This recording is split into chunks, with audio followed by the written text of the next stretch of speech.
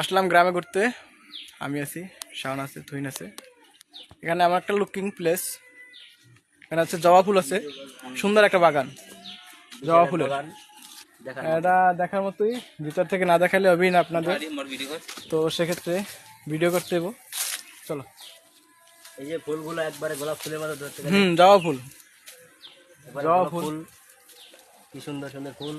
বাগানটা দেখাইতে আপনাদেরকে, না দেখাইলেই নয়। অনেক বড় বাগান, দেখাই যাইতেছে। প্রায় 3 একর অথবা 4 একরের জমির মধ্যে জবা ফুলের বাগান, সব জবা ফুল খুব সুন্দরভাবে সাজানো, সুন্দরভাবে খুবই সাজানো। এখানে দর্শক আছে, মোহাম্মদ শাওন, তুহিন, আশরাফ, রহিম খান।